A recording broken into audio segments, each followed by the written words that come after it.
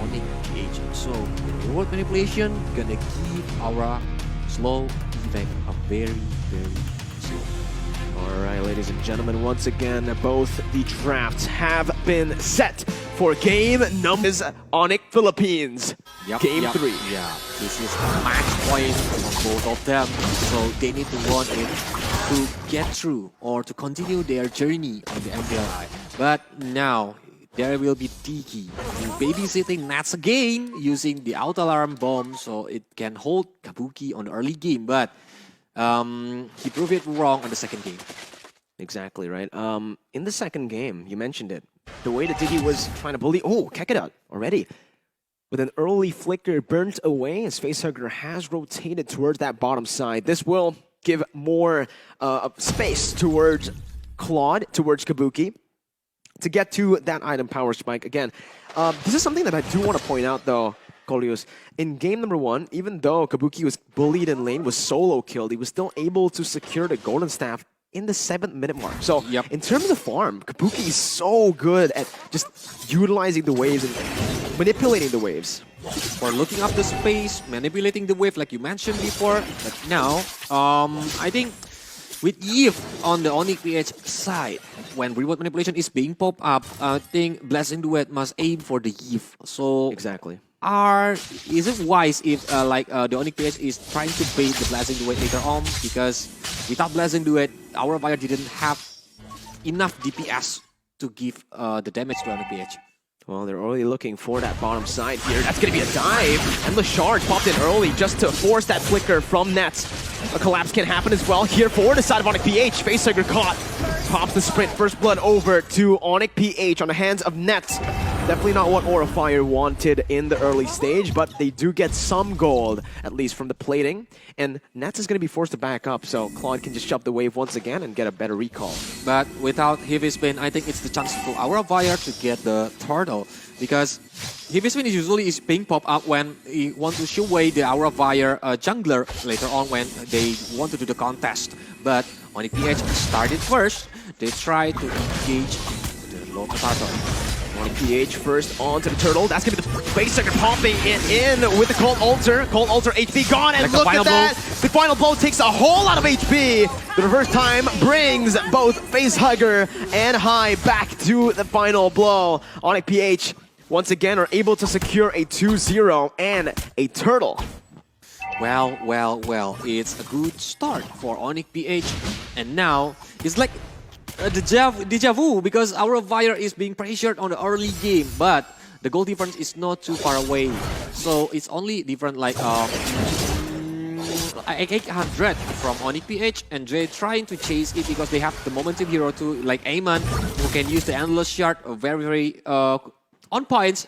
But Amon need to be careful with the knife for knife because it can immune the damage from the endless shard. Not a good start for Aura Fire, but a great start for Onic PH. Aura are trading that top side pressure for bottom side pressure. You can see the turret plating. Aura were able to get a whole lot of that gold shield turret down in the bottom lane. But Kabuki, all right, they're going to try to play for Kabuki here. Nets is there. He does have the flicker back up right now, actually. Godiva jumps in. The damage comes through. Nets taken out. Good pick off by Aura. Onic PH, that's Aura on the board, actually. No response as of right now for Onic. And Kabuki will clear the way very quickly because he wants the plate. He wants the gold from the gold shield tower on the bottom lane. And now look at the mid lane. Heavy Spin has been popped out, but Facehugger, he even didn't pop up the Cold Altar because he know he can survive. Very good calculation there. Fluffy trying to punish Dare for rotating, for putting pressure down on his jungler, but Dare will win out even in the trade against Fluffy. The nerf towards Paquito definitely hit him quite a bit. But okay, Dare still, a little skirmish on the top lane, even there. Low HP bar, cannot make it. Oh, okay, fine. We didn't see that High, it's fine. It's fine, it's a kill over though to High. They are going to lose out on the turtle, so I would personally say it's an equal trade here. Onic PH secured a turtle and traded over with a Benedetta killed in that top side. They're gonna have a tougher time now because Aura, this is what they just love to do. Utilizing Fluffy's potential. Facehugger, though, gonna be caught here. Baptism doesn't cancel the heavy spin, so Facehugger will still fall. Didn't have open space for that Cold Altar to be top side there. Very low again, endless shards! But now Dare uses the eye for an eye to get out. Good final blow as well. Bottom side traded. Onic PH finally able to get a turret on the board as well. But I think it's a wise decision that Kabuki goes to the mid lane, because if he's not going to the mid lane, the mid outer turret will be destroyed and it will be more like Aura Fire will be lost condition. Because after the outer mid lane is destroyed, Onic can invade the jungle, but look there. Well, the eye for an eye was baited out with the endless shard, but Fluffy wasn't able to fully capitalize on that. I think he's still missing a few items to deal damage that he would usually go for. Here's Sensui. Good pin down with the real world manipulation, and the snipe from Nets. A good pick off from Onic PH as they push their lead even further, but it's only still just a 500 gold lead. We haven't reached that 1,000 point just yet, so it's still anyone's game at this point. Do you realize, Mirko, that they are trying to like position the facehugger, even the blessing from Kabuki or Sensui gonna be taken down, and yup, the DPS is already enough to take down Sensui.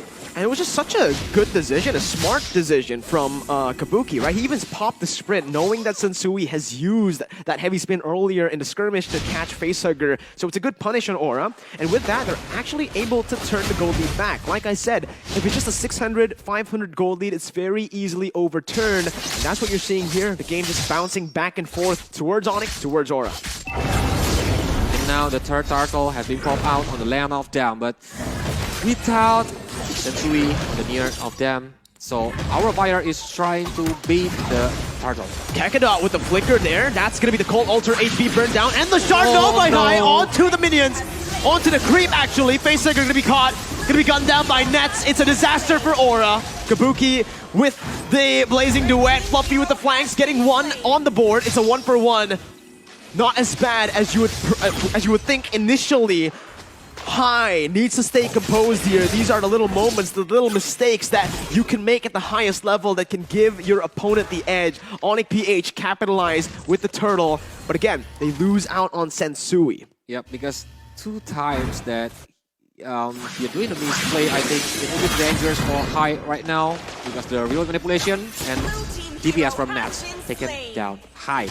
So Miracle, the third game, is it a pressure for Aura Fire? Because I think I'm not seeing like Aura Fire who are playing on the second game. I think it's not so much as Aura Fire making mistakes, but it's Onic PH who just definitely stepped up as well in Game 3.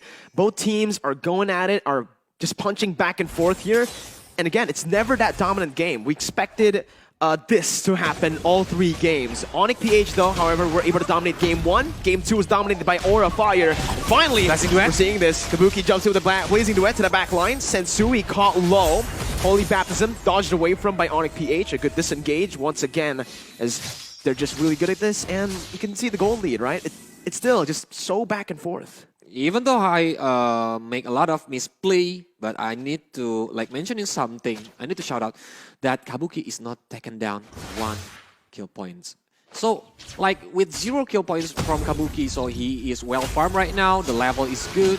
Later on, when the team fights happen, if nobody noticed Kabuki, he can use the Blazing Duet to get inside and bring a lot of pain to Onic PH. That's the Bureau's passion, just to clear out the wave. Godiva gonna be caught though. Baptism doesn't connect, flickers out. High gonna be caught, but heavy spin with the endless charge. Bursts him down, High gets the damage out before he dies with that Cold Altar. Now on the back line, Fluffy, absolute menace, sandwiching Nets and Super Prince. Aura Fire finally able to crack that 1,000 gold lead, but not just yet. It's just 800 as Dare pushes in that mid wave. Fluffy goes in for the contest. Aura looking for this Lord take. No jungler for Onic PH. Dare looking for the play. Jumps into the final blow. Cancelled out onto the back line. Real world manipulation canceled by Fluffy as well. Dare gonna be caught there by Fluffy. Once again, Ness looking for the miracle play. The back line gonna be targeted now as Fluffy is able to jump in. Dare still dashing away. Fluffy looking for the kill. Gets it with a knockout strike, and the Lord goes over to Aura. Endless charge over to Super Prince. Nets looking for the damage, goes right back to the Nibiru as he's looking for more. Aura Fire disengage with their sustain, 2.4k, and they have finally taken control of the game. A grasp here as it's no longer just a 500, 400 gold lead. What a play from Fluffy. he do his job of very, I think on points because he wants to zoning out all the other member, but no, looking at the heavy spin, blasting duet has been held by the reverse time. That's the question right now. Aura Fire, they have a gold lead, but are they actually going to be able to utilize this the longer the game goes? They're going to have to end it pretty early. If you look at it at a scaling perspective, Nets and Super Friends, oh my goodness, it does not matter. Nets didn't have the flicker, got punished by the endless shards, by the pick potential, the kill pressure. Like the final blow. Petrify only connecting onto Godiva, the gold ulter is there, still able to get out, but look at the glowing wand tick. Slowly tearing him down, he gets out in the end, but it is Aura Fire who are able to translate, to convert the pressure that they placed, the kill that they placed onto Nets, onto that tier 2. All base turret passives have been popped as well. 5,000 gold lead now for Aura. Well, it's a disaster for Onic because Conceal has been popped up. Maybe they're trying to take the position and trying to pick off one member from Aura Fire, but they realize it. They want to get back first. They need to wait the momentum again because Onic PH have the Digi, have the Akai, who have the heavy spin or even the reverse time too. Like holding Aura Fire go away from the team fight. Aura Fire, 5,000 gold lead. We're going to take a look at the items. And this is the reason why Kabuki's been dealing so much damage, Kolios. The PHS, Golden Staff, and he's built the Wind of Nature. Meanwhile, Nats, that's the thing. No Wind of Nature, no defensive items yet. That's why he's been so vulnerable. And he has to really be careful now because I think one Endless Shards can actually take him down. Highest level 14. He wants the penetration by building the Malefic Roar and even the Fury Hammer to be the Hunter Strike later on, but without Wind of Nature, like Blasted Duet from Cloud will be a painful to Nats itself. So yeah, like it can make the Nats taken down without doing nothing on the team fight. So Nats need to be careful on his positioning, especially Kakadot. So he needs to like stay beside Nats to cover him. Even Super Fritz, take a look at that. He's actually opted to go for Oracle instead of the Glowing Wand that you would usually see, or even a Divine Glaive this early on up against a sustainable comp. But the Dominance Ice, did you see it? Did Onic PH have enough, or was it just one Dominance Ice? Because the sustainability from Aura has been winning them these team fights. I think that's enough because they need the damage. The enemies have DD who can give absorb ability if they lack of the damage. Like the team fight will be not good for Aura Fire, but look at the Renner's apathy, Kabuki. Wow, it's very painful. Thing is though, he already has the Wind of Nature. He has the Holy Healing from the side of Godiva as well. And look at this, Aura Fire playing the macro game now. Pushing that top side before contesting the Lord, just Lord dancing, resetting it, not really committing onto it, and this is what you want to see from the team that's ahead. They're utilizing the gold lead really well, and this is an Aura Fire that right now I feel have improved from the playoffs, where usually they would still just be going for those coin flipping team fights. Yep, but there is taken. Yeah, if there is taken down, I think it's the green light for Aura Fire to start the Lord because Sensui is still holding the Lord. Oh, Kabuki! Jumps in with a Blazing Duet, that's a lot of damage placed. Kakadot taken out, reverse time bringing it back, but it does not matter. Sensui gonna be taken down as well as he pops the heavy spin defensively, but the Endless Shard finds the mark. Fluffy goes to the back line, absolutely wreaking havoc. Aura with the trigger, with the absolute menacing plays. Kabuki. We've mentioned it many times in Game 1 and Game 2. There are a lot of moments where he jumps in with those risky plays, but that's Kabuki for you.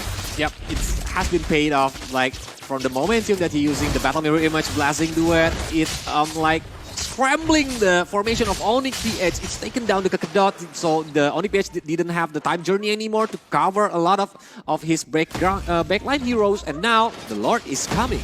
Top side taken down, base turret. Onic PH looking for the defense, but Aura Fire are looking for the play. Kabuki has fully stacked his passive. He's looking for a Blazing Duet combo. Cold Ultra placed in. Sensui looking for that heavy spin. Able to pin one member down, but the Cold Ultra comes down again. Godiva still able to survive. Time Journey pop.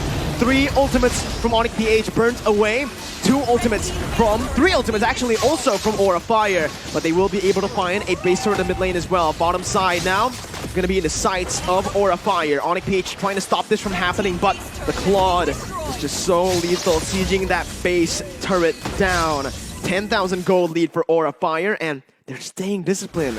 Kolios, this is something that we usually don't see from Aura. Look at the gold Fluffy. Mirko. Even it's not the gold laner, but it's Fluffy because from the early game, Fluffy always got the free position to like collecting the gold, collecting the level. Even like when he do the flanking, a lot of damage can happen with using the knockout strike or even the jab itself. And the second position, Kabuki have the 11,000 gold, close to the 12,000 right now. This is insane, man. And now you really understand why Onic PH put such a heavy emphasis on banning this Paquito away from Fluffy. Fluffy on the Paquito, it's a signature pick for a reason. It's a monster. He is a monster. A monster on the Paquito. Oh, 3-0. I think it's because Fluffy have the nickname, Fluffy Ali. Fluffy Ali. Oh, I like that. I like that. Yeah, because when he using the Paquito, the hook is always on point and always give the enemies nightmare. So he can stand firmly to like looking for where is Fluffy, because he can show anywhere on the backline. Exactly. That's what we've been seeing, right? Man, Onic PH, how do they come back from this position is my question right now, Colius. I've always said, even from the early game, that if they can push it to the goal or push it to the late stages, they will actually have a little bit of an advantage coming from the damage output. But Nets needs that with the nature. He needs to start respecting the damage output from Aura Fire. There's been a lot of physical damage on him, and the reason that they've been able to, well, the reason Aura Fire have been able to win a lot of these team fights is because Nets is evading most of the time, not hitting, because he doesn't have that win in nature. Now, Kabuki is stand by a position. Maybe he'll make the miracle again using the Caliber image, but Godiva, oh my god, there's a lot of damage that been held by Godiva, so the Cult Altar has been pulled up. This is good for Onic PH though. That's the Cult Altar, a massive ultimate burnt out. Kabuki needs to be careful here, Kabuki! Ooh, what a juke! So Kabuki still survive, even though he have the Immortal, I think, but it's too expensive right now because it's 17 minutes, so if the Immortal is destroyed, I think that's the green light for the Onic PH. But now, Endless Shard, the Sentry. Gonna be caught in the real world. Inflation has a bit of truncheon now. Look at the Claude coming in from the Black Lion with the Blazing Duet, dealing so much damage. Emerald to everyone! It's a disaster for Onic PH as everyone will be melted, will be executed by Fluffy Ali. Nets trying to run away. Kabuki walking him down. Nets dealing so much damage. They need to respect him. Nets guns him down. Hai looking for the assassination. Nets on a mission now to kite away, to get out. 3 members down for Onic PH. They're trying to buy the time right now as Nets is still trying to get out. Fluffy looking to play. Nets still able to get out for now. Nets finally shut down, taken out. The final blow is not enough. Aura Fire have done it. Reverse sweep is real for Aura. 9,000 goal lead here in the 17 minutes. Onic PH put up a good fight, but in the end,